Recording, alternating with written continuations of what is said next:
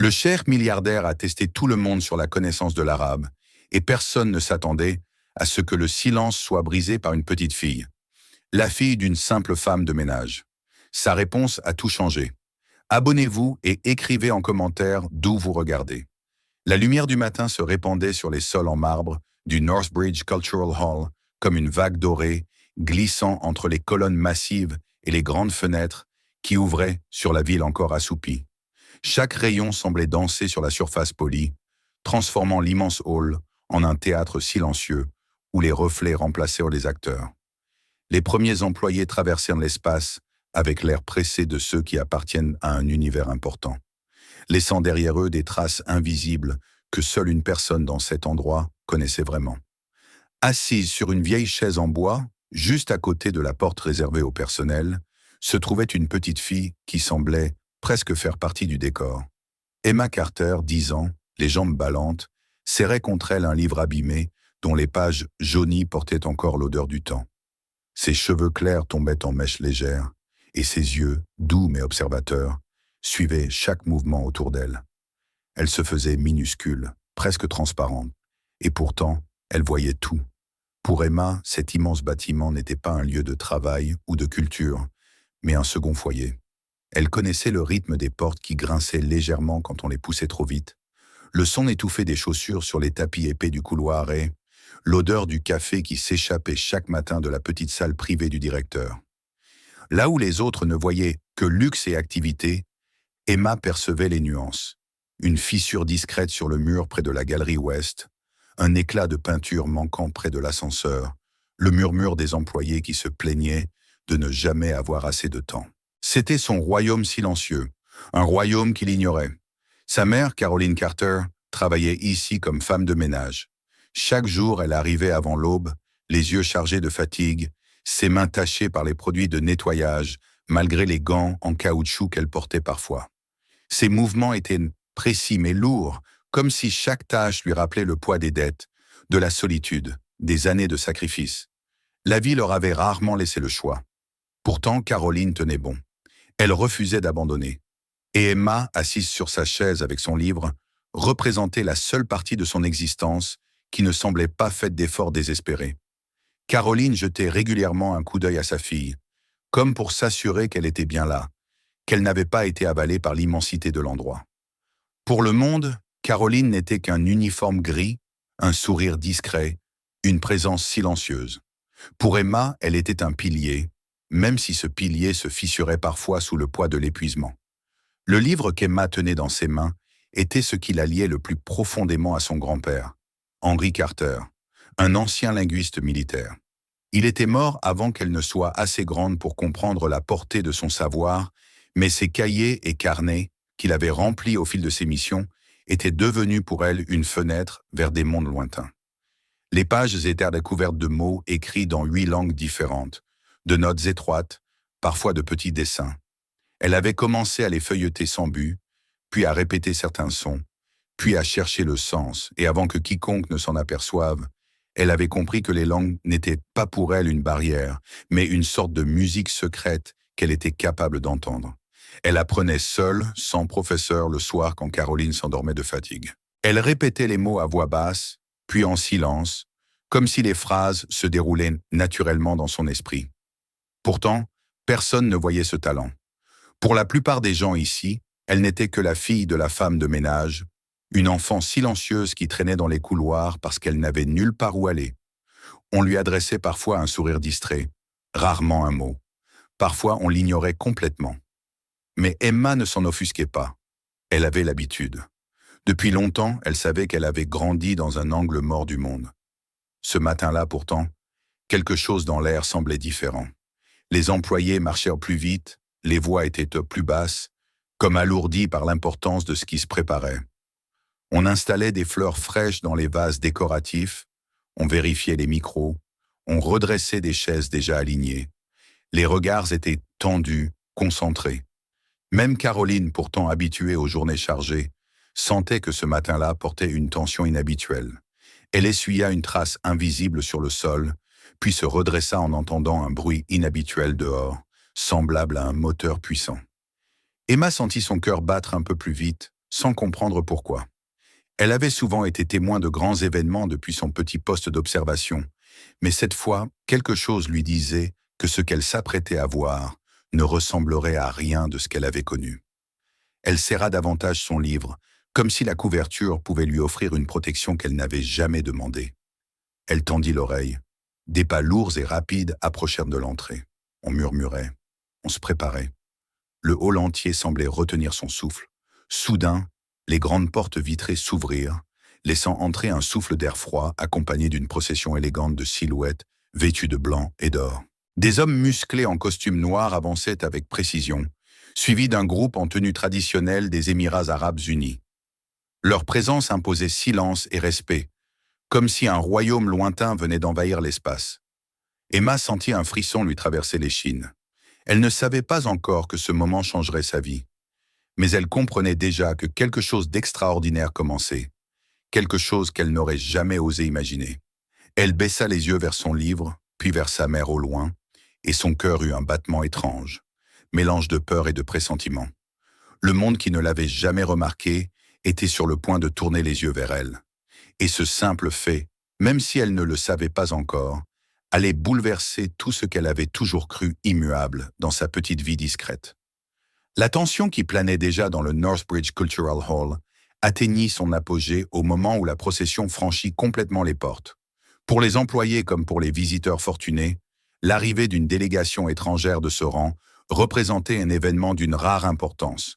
Les conversations se figèrent, les regards se tournèrent tous vers les silhouettes vêtues de blanc, tandis que l'impression d'assister à quelque chose de solennel enveloppait l'air. Emma suivait la scène sans bouger, les doigts crispés sur la couverture de son livre, comme si le moindre mouvement pouvait la dissoudre dans la foule. Elle percevait chaque détail, les pas mesurés, presque chorégraphiés, des dignitaires, le murmure étouffé des gardes du corps coordonnant leur progression, et surtout la manière dont l'atmosphère changeait au contact de cet homme qui avançait avec une assurance tranquille. Lorsque le cheikh Saïd bin Rachid Al Nahyan entra enfin dans le hall, entouré de ses conseillers et de hauts fonctionnaires, il sembla occuper tout l'espace sans dire un mot. Son visage, marqué par l'âge et la sagesse, exprimait une sérénité imperturbable, tandis que sa tenue immaculée reflétait les lumières dorées de la salle. Malgré la solennité de sa présence, il ne donnait pas l'impression d'écraser le lieu, mais plutôt de l'apaiser, comme si son autorité n'avait pas besoin d'être affirmée. Les employés se rangèrent instinctivement sur les côtés, chacun essayant d'adopter une posture plus droite, plus professionnelle, comme si leur avenir dépendait de la qualité de leur silence. Le directeur du centre, nerveux au point que sa main tremblait légèrement, s'avança pour saluer la délégation. Le moindre geste semblait peser, et Emma comprit que cet homme, habitué à donner des ordres, avait rarement été aussi intimidé. Elle aurait voulu poser des questions à sa mère, mais Caroline, absorbée dans une tâche urgente, n'avait même pas remarqué l'ampleur de la scène. Pourtant, Emma sentait déjà que ce qui se déroulait devant elle dépassait de loin les cérémonies habituelles qu'elle observait depuis son poste de spectatrice invisible. Le murmure discret qui parcourait la salle devint soudain plus agité. Des employés échangeaient des regards inquiets. Certains se consultaient à voix basse, d'autres pianotaient frénétiquement sur leur téléphone, comme s'ils attendaient un message vital. Bientôt, Emma entendit des bribes de phrases qu'elle ne comprit pas entièrement sur le moment, mais qui contenaient suffisamment d'indices pour qu'elle devine qu'un problème sérieux venait d'émerger. Le traducteur officiel, celui qui devait assurer le bon déroulement des échanges, n'était pas là. Un vol annulé, un retard imprévu, personne ne savait exactement. Mais l'absence était réelle, et dans une situation comme celle-ci, chaque seconde de retard représentait une faute grave. Le directeur, pâle et fébrile, tentait de garder contenance. Il expliquait à voix basse, mais avec une panique évidente, qu'il était impossible de demander à la délégation de patienter trop longtemps. Dans la culture du Cher, disait-il, faire attendre un invité de ce rang relevait presque de l'affront. Personne n'osait se proposer pour remplacer le traducteur. Le dialecte parlé par le Cher et ses conseillers était l'un des plus complexes, bien au-delà de l'arabe standard, appris dans les universités occidentales. L'un des employés tenta maladroitement d'échanger quelques mots, mais la confusion qui en résulta fit grimacer les conseillers du Cher. La tension augmentait encore, palpable comme une corde que l'on tire trop fort. Emma, toujours silencieuse, observait sans comprendre d'abord pourquoi elle ressentait tant de familiarité dans les sons qu'elle entendait. Les phrases prononcées en arabe semblaient vibrer dans son esprit, comme si elle trouvait un écho ancien. Elle avait déjà exploré ce dialecte dans les carnets de son grand-père, même si elle n'avait jamais eu l'occasion de l'entendre prononcé par des locuteurs natifs.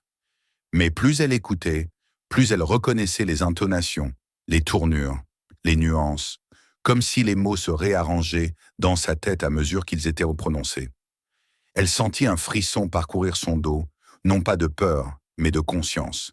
Ce n'était pas un jeu, ni une devinette, ni un exercice secret de ses soirées passées à lire les carnets. C'était la réalité, et la réalité avait besoin de ce que personne ne savait qu'elle pouvait offrir. Le cœur battant plus vite, elle se demanda un instant ce qu'elle devait faire. L'idée de s'avancer lui semblait folle.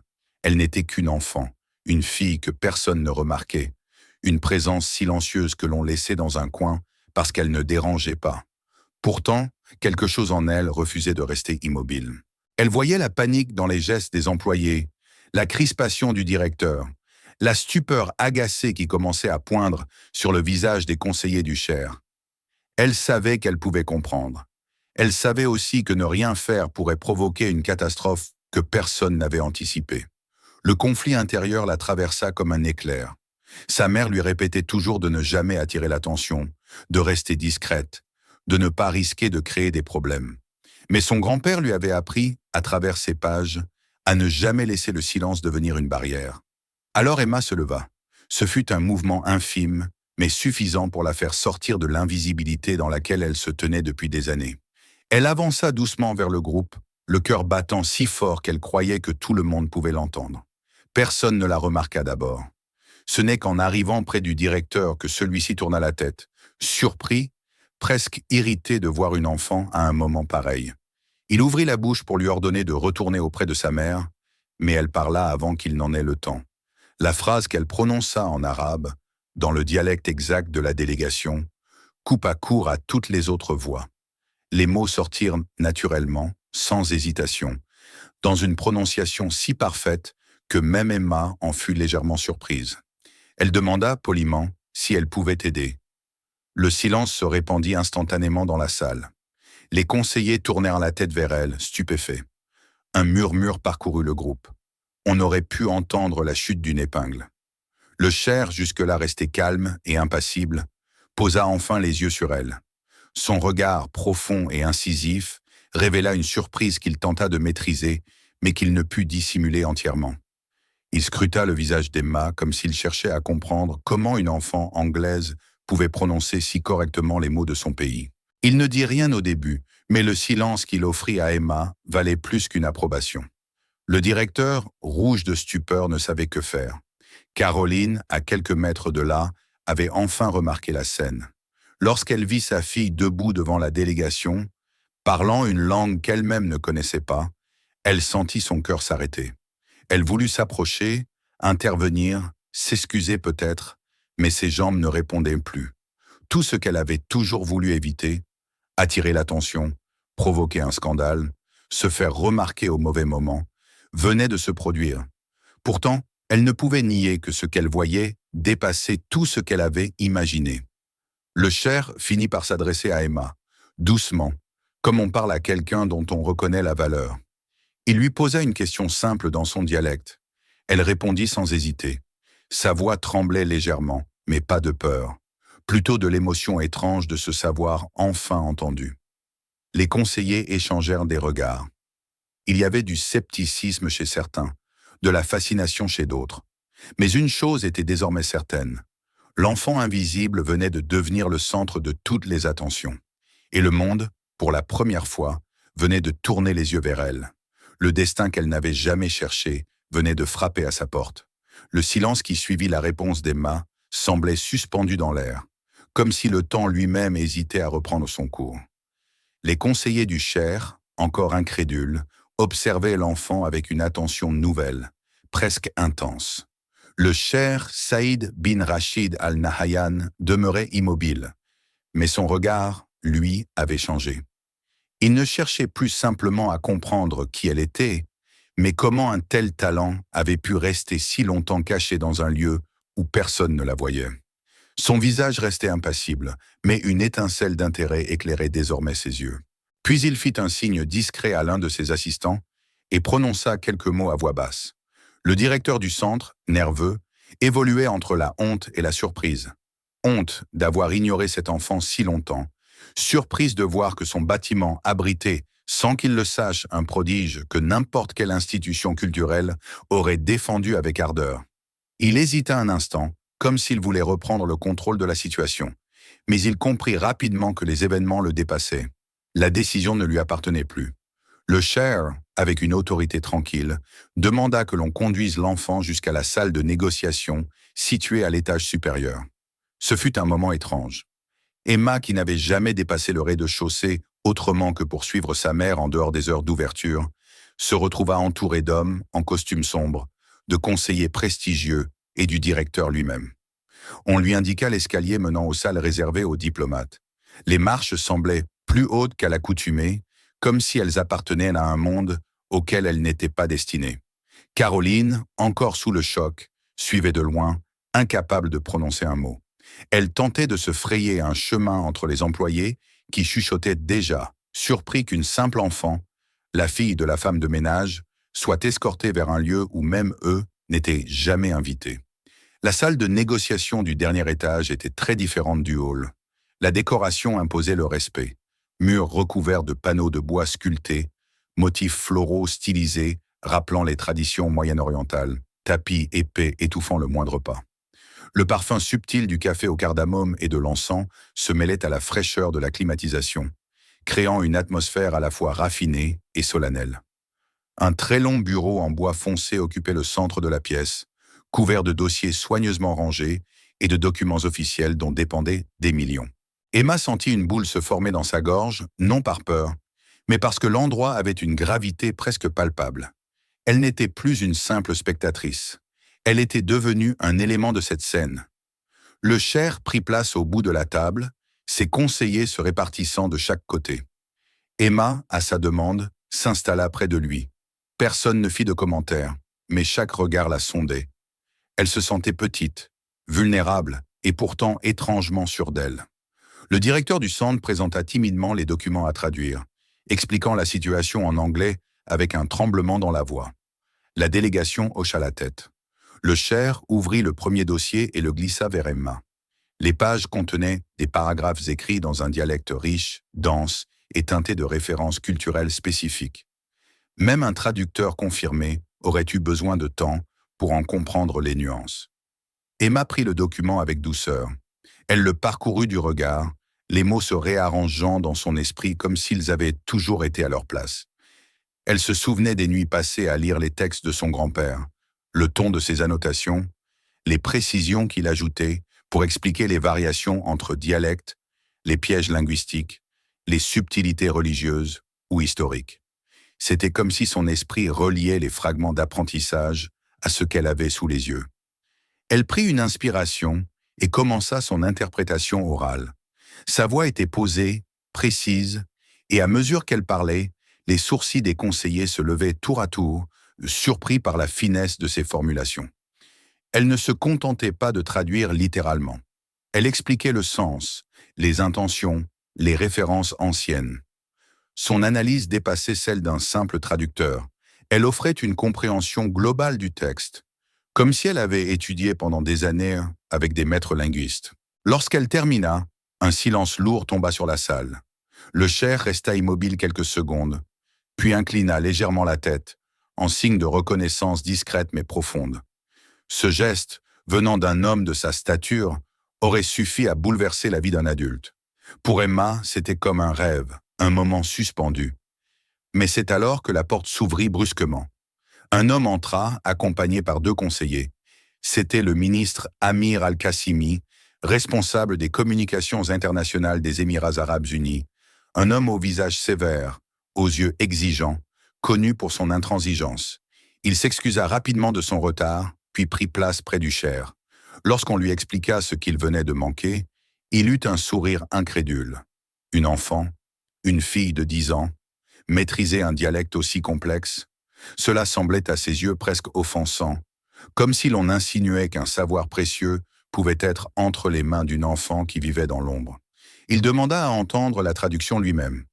Emma répéta, avec la même précision et la même fluidité. Le ministre écouta, d'abord distraitement, puis avec une attention croissante. Quand elle eut fini, il demeura silencieux quelques instants. Mais son scepticisme ne s'éteignit pas. Il affirma que, pour un tel talent, il fallait une vérification supplémentaire. Il demanda que l'on apporte un autre document, plus complexe encore, contenant des expressions archaïques, des termes juridiques rares et des constructions grammaticales peu utilisées. Le directeur hésita, mais le cher donna son accord d'un simple geste. On posa le document devant Emma. La jeune fille sentit son cœur accélérer. Cette fois, le texte semblait vraiment ardu. Elle approcha les pages, les parcourut en silence, laissant chaque ligne s'imprimer dans son esprit. Les annotations de son grand-père lui revinrent en mémoire. Mais rien de ce qu'elle avait appris ne suffisait à expliquer comment elle comprenait tout cela. C'était comme si la logique interne du langage se révélait à elle spontanément. Elle ferma un instant les yeux, puis prit la parole. Sa voix, malgré l'ampleur de la tâche, demeurait claire. Elle traduisit, expliqua, interpréta. Elle reliait les passages entre eux, décryptait les intentions cachées du rédacteur, anticipait les ambiguïtés. Lorsqu'elle termina, le ministre la regardait d'un air complètement différent. Ce n'était plus du scepticisme, mais de l'étonnement, et peut-être même un début d'admiration. Il ne chercha pas à contredire la qualité de sa traduction. Il reconnut, avec une réserve propre à ceux qui ont du mal à s'incliner, que l'enfant possédait un talent exceptionnel. Le cher, pour la première fois, laissa paraître un sourire véritable. Un sourire rare, discret, mais capable d'illuminer son visage de dignitaire, habitué à la retenue. Emma sentit un frisson parcourir sa peau. Ce sourire ne signifiait pas simplement qu'elle avait réussi une épreuve. Il signifiait que quelque chose venait de changer dans la manière dont ces hommes, représentants d'une puissance mondiale, l'apercevaient. Elle n'était plus une enfant perdue dans un hall trop vaste. Elle était devenue quelqu'un que l'on écoutait. Caroline observait la scène depuis l'entrée de la salle, les yeux écarquillés, les mains serrées l'une contre l'autre pour contenir l'émotion qui la submergeait. Elle avait peur, bien sûr, parce que tout ceci était bien trop grand, bien trop différent de ce qu'elle avait imaginé pour sa fille. Mais elle était aussi traversée d'une fierté qu'elle n'avait jamais osé ressentir si ouvertement. Elle comprit que son rôle dans la vie de sa fille venait de changer à jamais. Et dans le regard qu'Emma lui adressa à cet instant, discret mais chargé d'affection, elle sut que leur monde à toutes les deux était en train de basculer, mais pas vers l'inquiétude, vers l'espoir. La salle entière respira différemment après cette épreuve. Les barrières invisibles qui séparaient Emma du reste du monde venaient de s'effondrer. Le destin qui avait toujours semblé s'écouler loin d'elle venait de la saisir à pleine main, et rien désormais ne pourrait redevenir comme avant. Lorsque la voix d'Emma se tut pour la dernière fois, la salle resta plongée dans un silence presque sacré. Le ministre Amir Al-Qassimi, réputé pour sa sévérité, ne trouvait plus rien à objecter. Les conseillers du Cher, d'abord sceptiques, observaient de maintenant l'enfant comme un phénomène rare, presque irréel. Quant au Cher Saïd bin Rachid Al-Nahyan, il demeurait immobile, mais son regard exprimait désormais une clarté nouvelle, une conviction qui n'avait pas été là au début. L'épreuve était terminée, les barrières étaient tombées, et au fond de la pièce, Caroline retenait son souffle, comme si la moindre expiration pouvait altérer la gravité du moment. Le Cher échangea quelques mots en arabe avec ses conseillers. Ils hochèrent la tête, parfois lentement, parfois avec un mélange d'enthousiasme et d'étonnement. Le ministre lui-même, malgré son caractère inflexible, finit par esquisser un mouvement d'assentiment. Puis, dans un calme absolu, le Cher se leva, invitant chacun à l'imiter.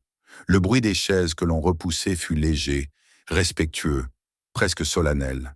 Il se tourna vers Emma, qui s'était instinctivement reculée, intimidée par l'attention dont elle était l'objet. Il tendit légèrement la main vers elle, un geste d'invitation plus que d'ordre, comme s'il reconnaissait son importance plutôt qu'il ne l'imposait. Emma s'approcha timidement. Caroline, à quelques pas derrière, posa une main sur sa poitrine, tentant de calmer les battements affolés de son cœur. Dans un anglais fluide, teinté d'un accent chaleureux, le Cher prit la parole. Il déclara que jamais dans les nombreuses rencontres diplomatiques auxquelles il avait participé, il n'avait été témoin d'un tel talent, encore moins à un âge si jeune. Il expliqua que la compréhension linguistique d'Emma ne relevait pas simplement d'un apprentissage, mais d'un don rare, d'une sensibilité exceptionnelle aux structures profondes du langage. Puis il annonça ce qui allait changer à jamais la vie de l'enfant et de sa mère. Il expliqua qu'il souhaitait offrir à Emma une opportunité qui ne se présentait qu'aux prodiges reconnus dans les domaines les plus exigeants. Une formation complète, soutenue par les meilleurs linguistes des Émirats arabes unis, un cursus international au sein d'une académie prestigieuse, des mentors spécialisés dans les dialectes rares, une intégration future dans un projet culturel de grande envergure. Il ne s'agissait pas simplement d'un geste de générosité, mais d'une reconnaissance officielle d'un talent dont la portée dépassait les frontières. La salle entière accueillit ces mots dans un silence admiratif. Le directeur du centre, qui jusque-là n'avait vu en Emma qu'une enfant transparente, sentait maintenant le poids de ce qu'il avait ignoré. Les conseillers du Cher acquiesçaient, certains avec un sourire sincère, comme s'ils comprenaient que le monde venait de s'enrichir d'une voix nouvelle. Le ministre Al-Qassimi, toujours debout et les bras croisés, finit par incliner légèrement la tête, offrant à la fillette une forme de respect qui n'était pas coutumière chez lui. Puis le Cher se tourna vers Caroline. Ses mots furent tout aussi mesurés, mais empreints d'une bienveillance inattendue. Il expliqua que le talent exceptionnel d'Emma ne pouvait être développé que si son environnement familial était stable et sécurisé. C'est pourquoi, dit-il, il souhaitait offrir à Caroline un poste officiel au sein du centre, un contrat stable, une rémunération élevée, ainsi qu'une couverture médicale complète. Il ajouta, avec une douceur discrète, que tous ses dettes seraient immédiatement réglées par son fondation humanitaire. Caroline leva les yeux vers lui, incapable de parler. Elle n'était pas habituée à ce qu'on lui adresse de telles paroles, encore moins à ce que l'on prenne en considération sa dignité, ses besoins, sa fatigue silencieuse. Emma, à côté d'elle, sentit une émotion profonde l'envahir, presque douloureuse. Pour la première fois, quelqu'un voyait sa mère comme elle. Emma l'avait toujours vue, une femme qui méritait mieux que ce que la vie lui avait donné. Lorsque la séance fut levée, les conseillers vinrent tour à tour saluer l'enfant, certains en arabe, d'autres dans un anglais ponctué de félicitations. La curiosité initiale avait laissé place à un respect sincère. Caroline, encore tremblante, enveloppa sa fille dans ses bras. Elle ne comprenait pas tout ce qui venait de se produire, mais elle savait déjà que rien ne serait plus comme avant. Le directeur proposa de les accompagner jusqu'à la sortie, mais le Cher demanda à marcher un moment avec elle. Il ne parla pas beaucoup. Il observa simplement Emma avec un regard apaisé, presque paternel, comme s'il voyait en elle non seulement un prodige, mais aussi une enfant vulnérable dont la vie avait été trop longtemps confinée dans l'ombre. En quittant le centre, Emma sentit le vent froid de l'extérieur caresser son visage. Cette sensation pourtant familière lui paraissait différente, comme si le monde s'était élargi soudainement. Elle regarda sa mère qui marchait à ses côtés, les yeux encore rougis mais le port plus droit qu'à l'habitude. Le trajet jusqu'à leur appartement se fit en silence. Un silence lourd de pensées, mais aussi étrangement doux. Aucun mot n'était nécessaire. Leur vie avait été bouleversée et elles avaient besoin de temps pour comprendre ce que cela signifiait. Lorsque la porte de leur petit appartement se referma derrière elles, Emma eut l'impression de revenir dans un lieu différent de celui qu'elle avait quitté le matin même. Le soleil du soir filtrait à travers les rideaux, illuminant la table où Caroline posait déjà les documents officiels que le Cher leur avait remis. La pièce semblait plus grande, plus lumineuse, comme si elle respirait enfin. Caroline décrocha sa vieille tenue de travail, celle qu'elle portait depuis des années, et la plia doucement avant de la déposer dans une boîte. Elle ne le fit pas comme on range un vêtement inutile, mais comme on dépose un souvenir. Emma, quant à elle, s'assit à la table en tenant dans ses mains le vieux livre de son grand-père. Elle éprouvait un mélange de gratitude et de vertige. Sans les mots inscrits dans ces pages, elle ne serait jamais arrivée là. Elle se demanda ce que son grand-père penserait s'il la voyait maintenant. Caroline vint s'asseoir à côté d'elle. Aucun discours, aucune démonstration, seulement la présence chaleureuse de deux êtres qui, pour la première fois de leur existence, voyaient devant eux une route dégagée, un avenir possible. Elles restèrent ainsi longtemps, en silence, savourant un moment de paix qui leur avait été refusé pendant tant d'années. Et lorsque la nuit finit par envelopper la pièce de son calme, Emma comprit enfin ce que cette journée avait réellement changé. Ce n'était pas seulement son avenir que le Cher avait transformé, mais leur vie entière. Elle n'était plus une ombre dans un hall trop vaste. Elle était quelqu'un dont on reconnaissait la valeur, quelqu'un dont le monde avait enfin entendu la voix. Et dans cette certitude tranquille, Emma sut que leur histoire ne s'achevait pas ici. Elle commençait. Si cette histoire vous a touché, abonnez-vous. Regardez les vidéos suivantes. De nouveaux rebondissements vous y attendent déjà. Découvrez nos autres histoires, chacune compte. Partagez cette vidéo pour qu'elle soit vue par le plus grand nombre. Et écrivez en commentaire d'où vous regardez. C'est important.